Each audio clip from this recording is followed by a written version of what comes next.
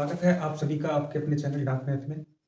आज की वीडियो में बच्चों हम देखेंगे एक नया टॉपिक जिसका नाम होगा साधारण ब्याज पर आधारित किस्तों के जो प्रश्न पूछे जाते हैं वो किस प्रकार पूछे जाते हैं।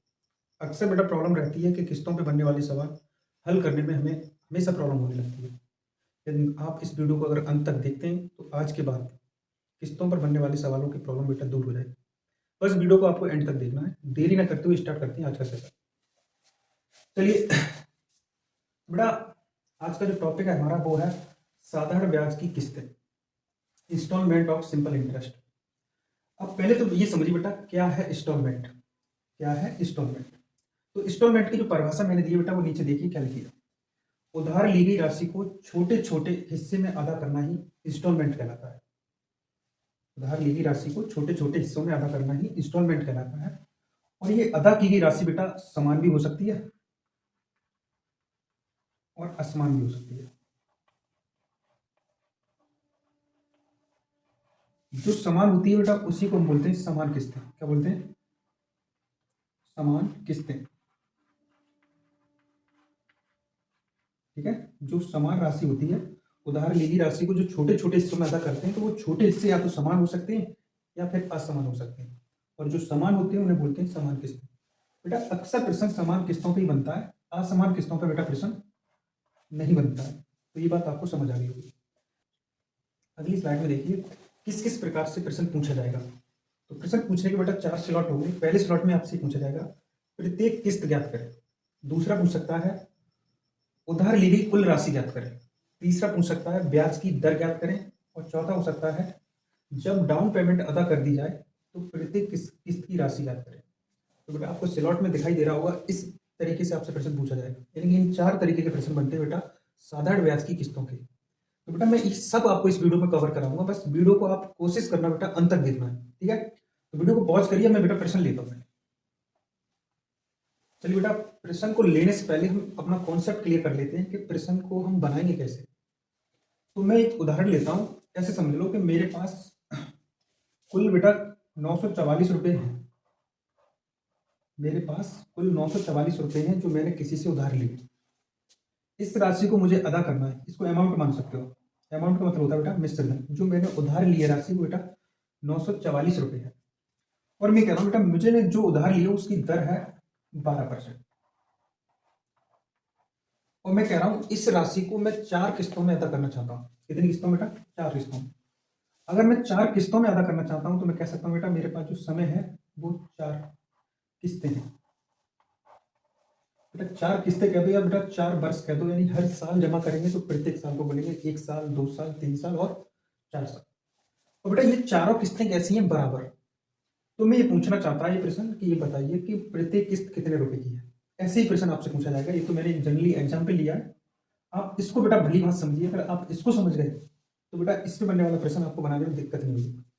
मान लो बेटा मैंने ऐसे समझता हूँ, मैंने अगर मान लो 4 किस्तें मुझे देनी है, समय है मेरे पास 4 वर्ष का, हर साल मुझे एक किस्त देनी है, वो भी समान होनी चाहिए। मैंने बेटा प्रत्येक किस्त 100 रुपए की मान ली। ये भी 100 रुपए की है, ये भी 100 रुपए की है, और ये भी 100 रुपए की है, और ये भी 100 रुपए की है। बेटा मैंने 4 किस्तें मान ली और वो 100 रुपए की है, और मुझे कुल इतनी राशि बेटा किस्तों के माध्यम से देनी है। और प्रत्येक समान किस्त है, इसलिए बेटा मैंने 100 रुपए की मान ली। तो मैं यहाँ लिख ही सकता हूँ प्रत्येक समान किस्त। समान किस्त। बच्चों ध्यान से देखिए, इसी बात को समझने में बेटा दिक्कत है, बस इसको अगर आप समझ गए फिर प्रश्न बनाने में कोई दिक्कत नहीं है। मान लो बेटा पहली साल है, फर्स्ट ईयर, ये दूसरी साल जमा की जाएगी, और ये बेटा तीसरी साल जमा की जाएगी, और ये चौथी साल जमा की जाएगी। क्लियर? और बेटा किस दर से? 12% हर साल लगेगा। हर साल कितना लगेगा? तो आप बोलेंगे सर 12% लगेगा। अगर बच्चों मुझे बताओ, अगर आपका हिसाब अगर इस चौथी साल में जाके फाइनल होगा, यहाँ पर ही तो आपका हिसाब फाइनल होगा।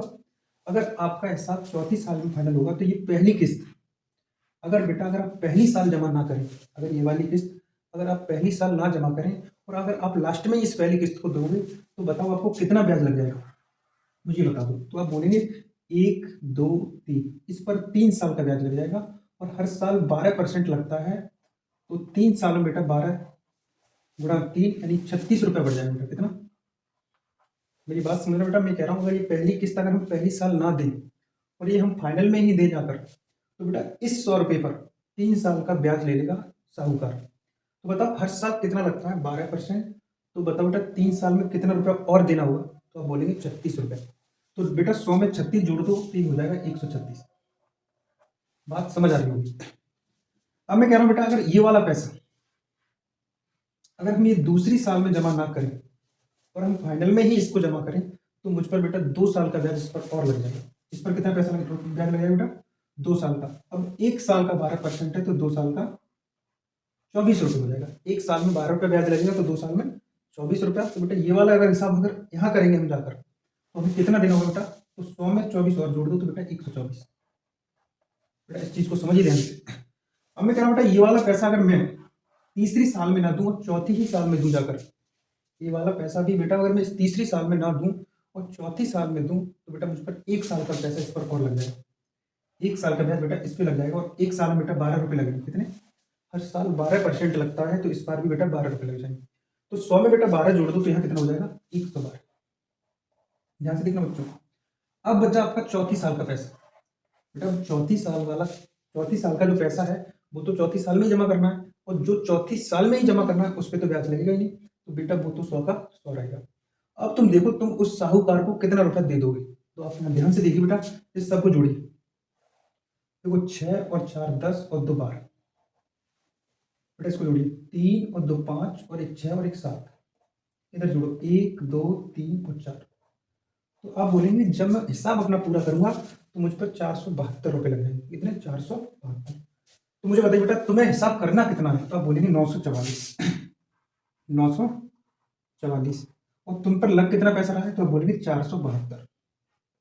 472। बेटा मैं कह सकता हूँ 472 944 के बराबर है। और सवाल में पूछी थी प्रत्येक किस्त का मान ज्ञात करें। सवाल में क्या पूछा था बेटा? प्रत्येक किस्त का मान ज्ञात करें। तो प्रत्येक किस्त हमने क्या मानी थी? तो आप बोलेंगे 100 रुपये। बेटा यहाँ पर लगा दो 100। और ध्यान से देखिए बेटा 472 का ये डबल लिखा है, तो यहाँ 2 आ जाएगा। तो मुझे बताओ प्रत्येक किस्त कितने रुपए की होगी? तो आप बोलेंगे सर 200 रुपये की होगी प्रत्येक किस्त। बेटा भली बात समझने की कोशिश करिए, फिलहाल इतना टाइम नहीं लगेगा। मैंने आपको कॉन्सेप्ट क्लियर कराया है, ठीक है? कॉन्सेप्ट समझ आया है तो बेटा इसको उतारिए और बढ़ते बेटा आगे। ठीक है बेटा, अगर आपको ये कॉन्सेप्ट समझ आ गया है तो बेटा मैं प्रश्न लेना स्टार्ट करता हूँ और प्रश्नों को समझने की कोशिश करना। ठीक है? क्लियर बेटा? आज के बाद ये कॉन्सेप्ट बेटा क्लियर हो जाएगा तुम्हारा। बस वीडियो का एंड तक देखना बस। चलिए बोर्ड में बेटा आपको एक प्रश्न दिखाई दे रहा है, पढ़िए ध्यान से। 5% साधारण ब्याज की दर से 4 वर्षों में 10,750 रुपये की राशि दे है, वार्षिक किस्त क्या होगी? देखिए बेटा इस सवाल को हमें सॉल्व करना है। अब बेटा मैं अब आपको उस तरीके से नहीं कराऊंगा, आप डायरेक्ट ही समझेंगे। मुझे बताओ बेटा आपको कितनी राशि देनी है? आप बोलेंगे सर 10,750 रुपये। इतना हमें हिसाब करना है बेटा। बट 5% की हमारी दर है। रेट क्या है बेटा? जो रेट है हमारी वो है 5%। 5%। अगर रेट 5% है और 4 किस्तें हैं तो आप ऐसे सोच लो, पहली किस्त 100 रुपये की, दूसरी किस्त 100 रुपये की, तीसरी किस्त 100 रुपये की और बेटा चौथी किस्त 100 रुपये की। अब तुम बेटा कुछ मत करिए। अगर मान लो ये पहली किस्त है आपकी और अगर आप इसको ना जमा करेंगे तो आप पर 3 साल का ब्याज लग जाएगा नीचे का, और 1 साल का 5 है तो 3 साल का 15 हो जाएगा। कितना हो जाएगा बेटा? 15। तो इसमें 15 रुपये और बढ़ जाएंगे। इस पे बेटा इस पे 2 साल का ब्याज लग जाएगा नीचे का 2, तो 5 दूनी 10, 10 रुपये बेटा इस पे बढ़ जाएंगे। इस पे बेटा 1 साल का ब्याज लग जाएगा तो इस पे 5 रुपये बढ़ जाएंगे। और ये वाली ब्याज पे बेटा कोई ब्याज लगेगी नहीं नीचे वाली पर। समझ लो, अगर मैं पहली किस्त जमा करूंगा, अगर पहली किस्त में बेटा यहाँ ना जमा करूँ, लास्ट में जमा करूँ, तो मुझे बेटा 3 साल का ब्याज लग जाएगा। और 1 साल का 5% तो 3 साल का 15 हो जाएगा, तो 15 रुपये बेटा एक्स्ट्रा हो जाएगा। अगर ये वाली बेटा मैं यहाँ जमा ना करूँ तो 2 साल का ब्याज लग जाएगा नीचे का 2 साल का, तो 5 दूनी 10 रुपये लग जाएगा। और इसमें बेटा 1 साल का लग जाए तो यहाँ 5 रुपये, और ये वाली तो फाइनल में जमा ही हो जाएगी। अब इसको जोड़ लो बेटा, ये 100 जोड़ोगे तो ये 400, और ये जोड़ोगे तो आपका हो जाएगा 30 रुपये। कितना हो जाएगा? 30। कुल मिला के आगे बेटा 430। ये 430 बेटा किसके बराबर होगा? इसके बराबर। प्रत्येक किस्त पूछिए तो गुणाम बेटा 100 लगा, गुणाम क्या लगा दूंगा? 100। 0 से बेटा 0 काट दो, 0। और 43 से बेटा इसको काटने की कोशिश करिए, तो कितनी बार बढ़ जाएगा? 43 दूनी काटो पहले, 43 दूनी काटोगे यहाँ पर तो बेटा कितना आएगा, 43 3 होता है, 3 2 6 86। अगर 86 कट जाएगा तो बेटा बचेगा कितना, तो आप बोलेंगे सर बचेगा एक, बेटा 215 आ जाएगा। कितना आ जाएगा 215। और 215 कितनी बार में कट जाएगा, तो बेटा 5 बार में कट जाएगा। कितनी बार में, 5 बार में। तो कुल मिला के यहाँ 25 आया बेटा, और बड़ा उधर 100 है। इस प्रकार मुझे पता चला कि प्रत्येक किस्त कितने रुपए की है, 2500 रुपये की है। बेटा प्रश्न को समझने की कोशिश करिए, इतना भी टाइम नहीं लगेगा। मैं अगला प्रश्न देखता हूँ उसके बाद। चलिए बेटा बढ़ते हैं प्रश्न की तरफ।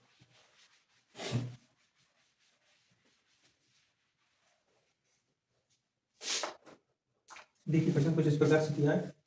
6% वार्षिक साधारण ब्याज पर 4 वर्षों में दे 26,160 रुपये की ऋण को चुकाना करने के लिए आवश्यक किस्त क्या होगी, ये पूछा बेटा। यानी 2660 रुपये का ऋण आपके पास, कितने का, 26,160 रुपये, ये वाला ऋण है बेटा, इसी को चुकाना है। और प्रत्येक किस्त पूछी है, तो ईच इंस्टॉलमेंट है, प्रत्येक किस्त। बेटा प्रत्येक किस्त निकालोगे तो यही ऐसे लगा दो बराबर, क्योंकि उसकी तुलना कर देना, किस्त का मान 100 लगा देना।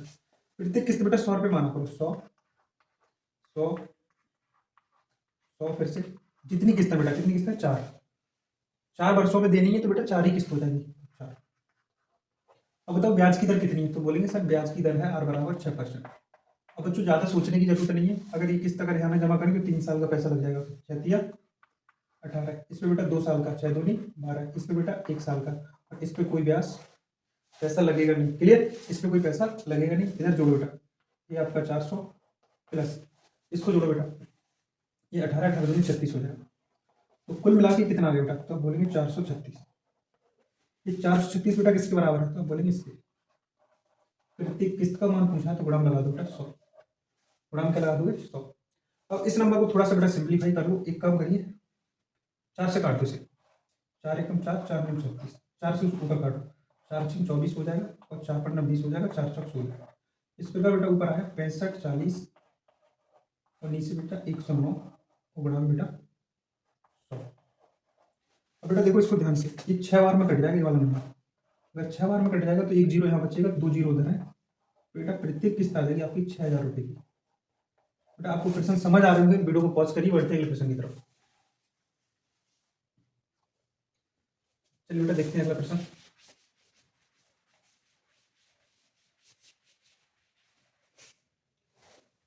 प्रश्न देखिए बेटा आगे कुछ इस प्रकार से लिखा है, 32,400 रुपये 6 साल बाद देने हैं, या वो 6 बराबर किस्तों में चुकाना चाहता है, तो प्रत्येक किस्त कितने रुपए की होगी यदि ब्याज की दर 8% है। ये बेटा इस सवाल को भी हम सॉल्व कर देंगे। हमें कितना रुपए चुकाना है, तो आप बोलेंगे 32,400 रुपये। प्रत्येक किस्त पूछिए तो बेटा यहाँ पे लिख दो प्रत्येक किस्त, शॉर्ट में लिख दूंगा, इसके नीचे तुलना कर देंगे। प्रत्येक किस्त हम 100 रुपये की मानते हैं, तो यहाँ 100 मान लो। इसके नीचे वाली वैल्यू लगा लो बेटा, कितनी किस्तें, तो आप बोलेंगे 6 साल बाद देनी है, तो बेटा 6 किस्तें आ जाएंगी, 1 2 3 4 5, और बच्चों 6। ठीक है, 6 किस्तें हो जाएंगी। मुझे बताओ ब्याज की दर कितनी है, तो आप बोलेंगे सर ब्याज की दर है 8%। अब बेटा ज़्यादा नहीं सोचना है, बस एक काम करिए, बस आप ये देख लो, अगर ये वाली किस्त है तो इससे नीचे कितनी किस्तें और हैं, 1 2 3 4 5, तो 5 अट्ठे 40। इसके नीचे कितनी किस्तें हैं, 1 2 3 4, तो 4 अट्ठे 32। इसके नीचे कितनी है, 1 2 3, तो 8 या 24। इसके नीचे कितनी है, 1 2, तो 8 दूनी 16, यहाँ पर 8 और यहाँ पर 0। समझ में बेटा, ये कॉन्सेप्ट है। अब मुझे बताओ ये 100 से जोड़ोगे टोटल कितना हो जाएगा, ये आपका 600 आ गया बेटा। इधर का और जोड़ दो, 40 32 24 16 और 8, इन सबको जोड़ोगे तो आपका आएगा 120। अब मुझे बताओ बेटा ये कुल मिला के किस्तों के हिसाब से कितना रुपया हो गया, तो आप बोलेंगे 720। तो बेटा आपको 720 देना, और यहाँ देना कितना है 32,400, तो इसकी तुलना बेटा इससे कर दो। बेटा 0 से 0 काट दो, और एक काम करो इसे आप बेटा इसको 4 से काट लो पहले। 4 से काटोगे तो 4 एकम 4, और यहाँ बेटा 3 4 अट्ठे 32, 4 से ऊपर काट दो, 4 अट्ठे 32, 4 एकम 4, और यहाँ 1 जीरो आ जाएगा। ठीक है, इसके बाद बेटा 81 0 गुणा में 100, और नीचे बेटा लिखा है 18। 18 से काटो, 9 से काटो, 9 दूनी 18, 9 ने 81, और इस 2 से काटोगे तो 45 आएगा। तो यहाँ से बेटा इसकी वैल्यू आएगी 4500। कितनी आएगी, 4500 इसकी वैल्यू आएगी बेटा। तो आपकी प्रत्येक किस्त कितने रुपए की होगी, तो आप बोलेंगे इस सवाल में जो आंसर बनेगा वो 4500 होगा। प्रश्न बेटा आपको समझ आ गया होगा। अब मैं बढ़ता हूँ अगले टाइप की तरफ। चलिए बेटा, आगे जो टाइप है हमारा वो है दूसरा। अब तक हमने प्रत्येक किस्त को ज्ञात किया और इसके बाद जो स्लॉट में बेटा दूसरा नंबर था उस पर था कितनी धनराशि चुकानी होगी, है ना, कितनी धनराशि उधार ली है। तो वो दूसरा वाला टाइप है बेटा, उसका हम सवाल लेते हैं। दूसरा टाइप बेटा, ये सब मैंने शुरू में आपको वीडियो में बता दिया था हम क्या क्या पढ़ेंगे, ठीक है। तो दूसरे टाइप में मैं सवाल ही लेता हूँ और बेटा इस सवाल को समझने की कोशिश करना। 900 रुपए की वार्षिक किस्त 15% वार्षिक साधारण ब्याज की दर से 5 वर्षों में किस धनराशि के कर्ज को चुकाएगी। इस बार बेटा आपसे धनराशि पूछी है और प्रत्येक किस्त का मान दे दिया है 900 रुपए। तो ये 900 रुपए दिया है, ये बेटा प्रत्येक किस्त है। ये क्या है? प्रत्येक किस्त। और आप सवाल में प्रत्येक किस्त को मानते क्या हो? तो आप बोलेंगे 100 रुपए। तो बेटा 100 की तुलना तो आप यहाँ कर दोगे, धनराशि निकालनी है तो गुणा में बेटा आपको धनराशि निकालनी पड़ेगी। ओके, तो आप क्या करेंगे? 5 वर्षों में चुकानी है तो आपकी किस्तें कितनी होंगी? 5, 1, 2, 3, 4 और बेटा 5। अब मुझे बताओ रेट क्या है? तो आप बोलेंगे सर रेट है 15%, R बराबर 15%। बेटा वही कंसेप्ट लगाइए, अगर ये वाली राशि है तो इससे पहले नीचे कितनी है? 1, 2, 3, 4। तो 4 का गुणा करोगे तो यहाँ बेटा 60 रुपये ज़्यादा जाएंगे। इससे नीचे कितनी है? 1, 2, 3, तो 15 3 45 आ जाएगा। इससे नीचे 2 है, 15 दूनी 30 और यहाँ पे बेटा 15 आएगा, यहाँ बेटा 0। अब ये सब मैं जो कर रहा हूँ बेटा ये मैं पहले आपको समझ चुका हूँ, ठीक है। तो ये ज़्यादा दिक्कत मत लेना। मतलब ये टोटल राशि कितनी हो गई? तो इधर वाला तो हो जाएगा आपका 500, इधर वाला बेटा 15 और 45 जोड़ लो तो आपका 60 हो गया, 60 में 30 जोड़ दो 90 हो गया, टोटल 150 हो गया। अभी टोटल कितना हो रहा है? तो आप बोलेंगे टोटल हो रहा है सर 650। कितना हो रहा है? 650। आपसे बेटा इसी 650 की वैल्यू पूछी है, तो वो प्रत्येक किस्त की तुलना तो हमने 100 से कर दी, तो वो प्रत्येक किस्त हमने 100 रुपए की मानी है। आपसे पूछ रहा है कितनी धनराशि चुकानी होगी, तो जो धनराशि निकल के आई वो 650, तो गुणा में लगा दो बेटा 650।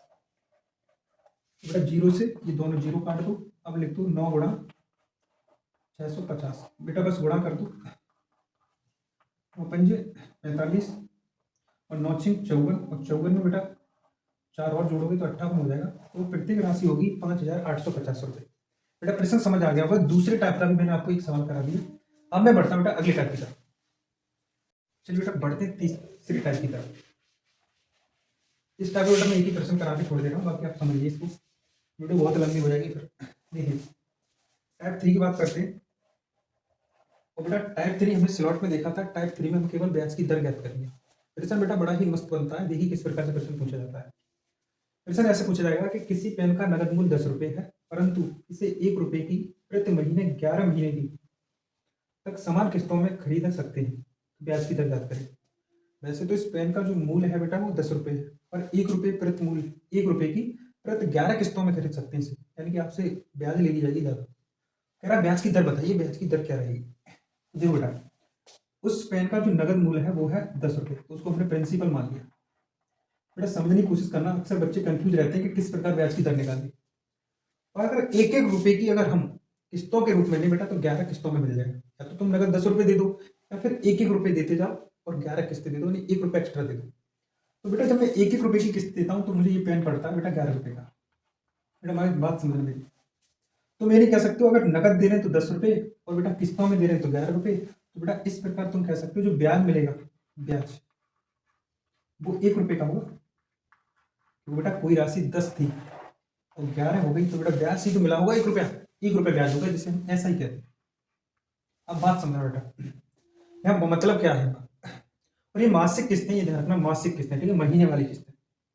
अब मैं तुम्हें एक चीज समझाऊं, मान लो मैंने अगर कोई पेन है बेटा 10 रुपये का, मैं कह रहा हूँ कोई पेन है वो 10 रुपये का है, यदि बेटा मैं इसमें से 1 रुपया जमा कर दूं तो अब अगला जो किस्त मुझे भरना होगा वो 9 रुपये भरना होगा। अब इसमें से अगर बेटा 1 रुपया और जमा कर दिया जाए तो ये 8 का हो जाएगा, इसमें से भी एक कम कर दी तो बेटा फिर 7 का हो जाएगा, इसमें से एक कम कर दी तो बेटा ये 6 का हो जाएगा, और 6 में से एक कम कर दी तो ये 5 का, और 5 में से एक कम करें तो बेटा 4 का, और 4 में से एक कम करें तो बेटा 3 का, और 3 से एक कम करें तो 2 का हो जाएगा, और 2 में से एक कम करोगे तो ये 1 का, और 1 में से एक कम करोगे तो 0। यहाँ आकर इसका पेमेंट 0 हो जाएगा। तो ये समझिए बेटा कि 10 रुपये की कोई चीज़ है, यदि अगर आप डायरेक्टली उसको जमा कर देते हैं तो 10 रुपये मिल जाएगी, अगर 1-1 रुपये की किस्तों के रूप में जमा करोगे तो वो 11 की मिलेगी। तो मैं कह रहा हूँ अगर मेरा प्रिंसिपल 10 रुपये है और मैं पहली किस्त जमा कर दूंगा तो अगली बार बेटा जो मुझे किस्त भरनी होगी वो 9 रुपये पे बेटा ब्याज लगेगी। कितने पे लगेगी? 9 रुपये पे। तो उसके बाद बेटा 8 पे लगेगी, उसके बाद 7 पे, उसके बाद 6 पे, उसके बाद 4 पे, और इस प्रकार बेटा 11 हो जाएंगी। 1 2 3 4 5 6 7 8 9 10 और 11। ये कंडीशन तो होती है बेटा प्रिंसिपल की। और बात है बेटा वार्षिक मासिक की, किसकी? महीने वाली। तो महीने वाली कंडीशन में बस तुम ब्याज का सूत्र लगाओ। ब्याज बराबर होता है मूलधन गुणा दर गुणा समय, और बट्टी में आता है बेटा 100।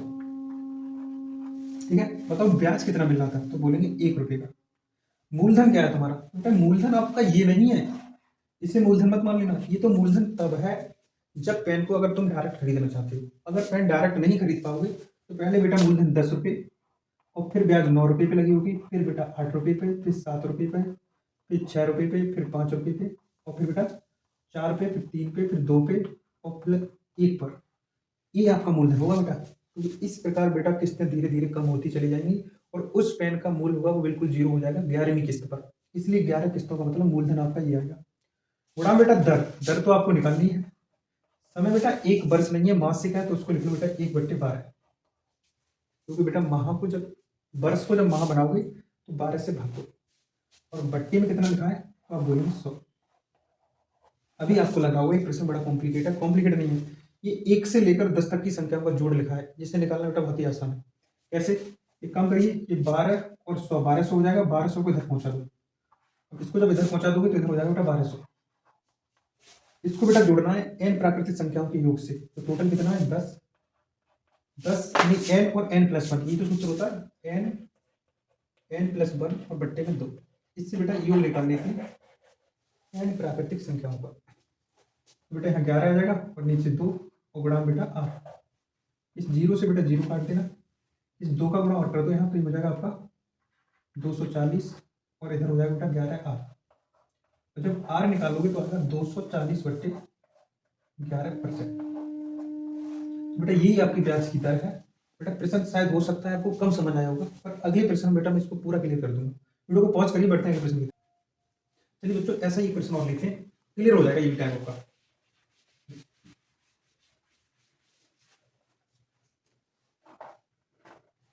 प्रश्न बेटा ध्यान से पढ़िए। किसी पेन का नगद मूल्य 9 रुपये है, परंतु इसे 1 रुपये 1 महीने की 10 महीने। तो बेटा इसका अगला प्रश्न लेते हैं और क्लियर हो जाएगा इस बार। देखो ध्यान से, किसी पेन का नगद मूल्य 9 रुपये है, परंतु इसे 1 रुपये 1 महीने की 10 महीने तक समान किस्तों में भी खरीद सकते हैं।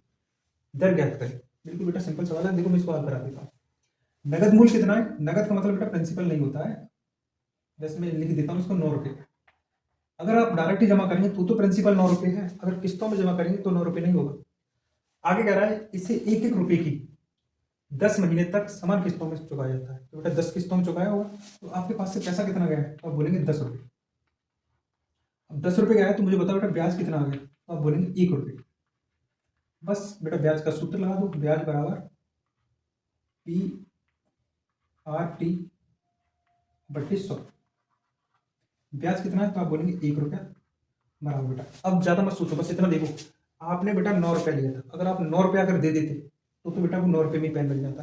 पर बेटा 1-1 रुपये की मासिक 10 किस्तें दी हैं, तब इसका हिसाब हुआ है। तो पहले आपका 9 रुपया रहा होगा, 9 के बाद 8 रह गया होगा, 8 पे ब्याज लगी होगी, 8 के बाद बेटा 7 रह गया होगा, 7 के बाद 6, और ऐसे डॉट डॉट करके जब तक बेटा 1 नहीं आया होगा तब तक ये पैसा खत्म नहीं हुआ होगा। 1 के बाद भी 0 आएगा, 0 पे लिखते नहीं यहाँ पर।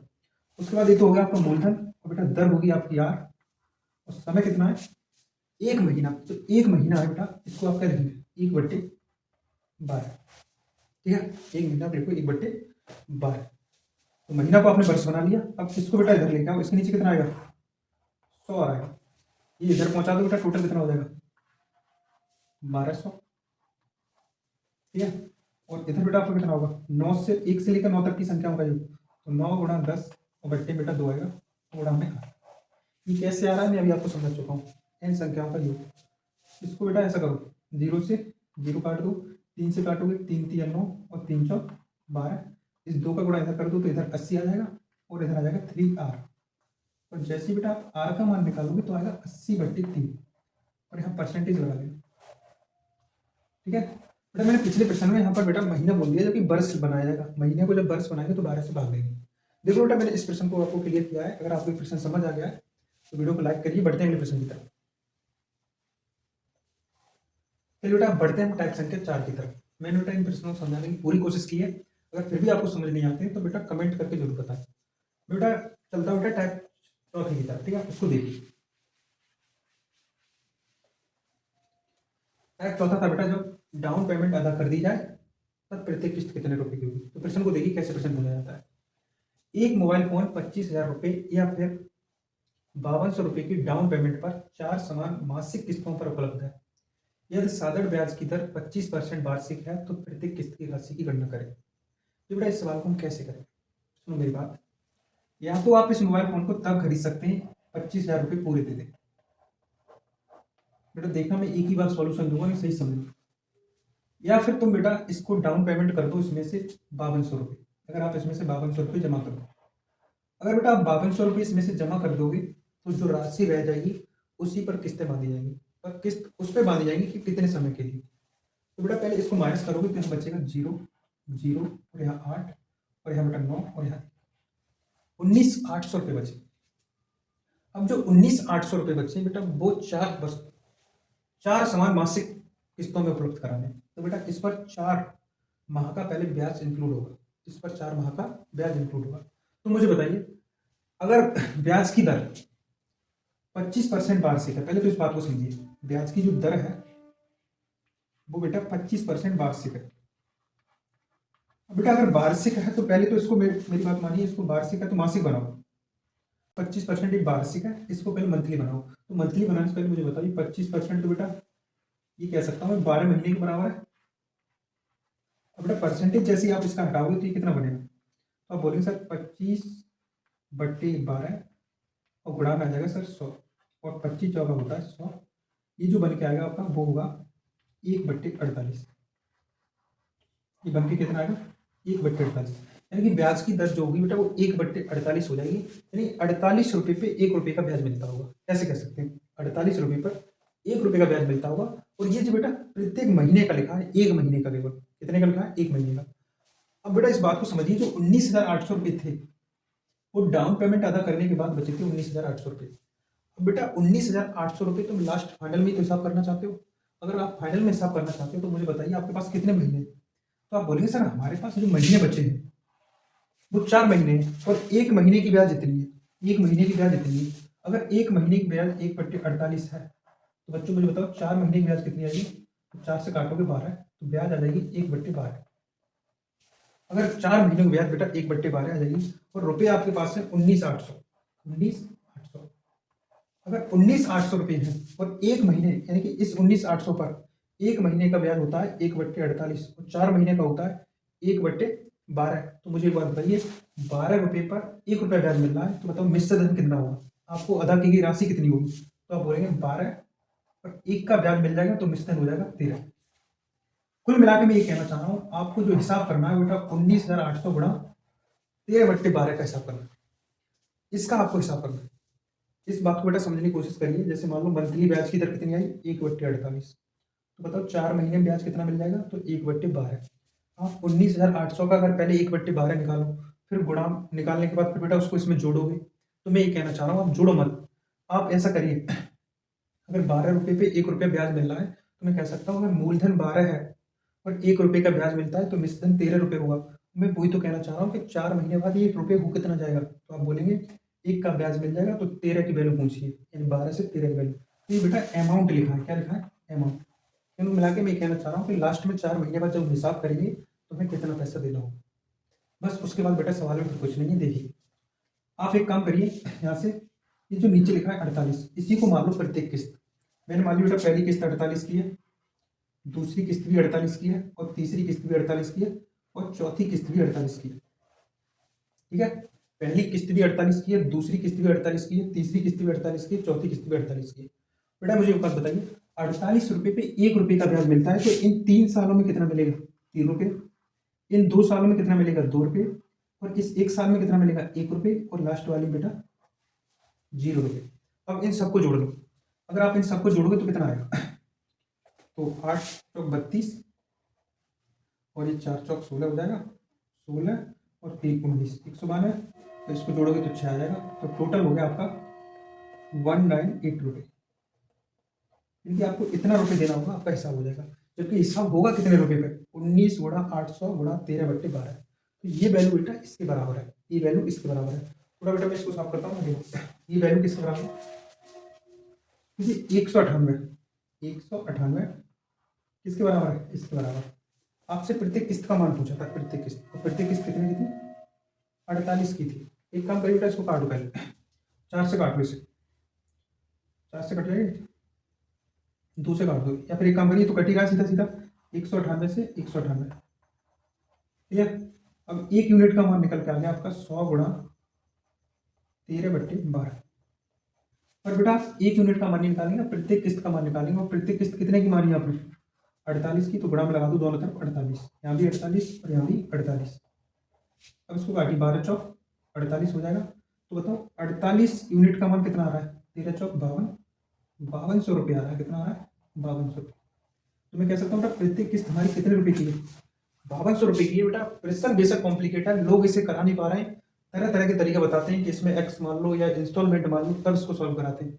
मैं ऐसा ही एक प्रश्न और कराऊंगा आपके लिए, फिलहाल इसको बेटा नोट करिए, वेरी इंपॉर्टेंट क्वेश्चन, बेटा ध्यान रखना, छोड़ के जाओगे अगर नहीं समझोगे इसे तो। चल बेटा इसको साफ करते हैं।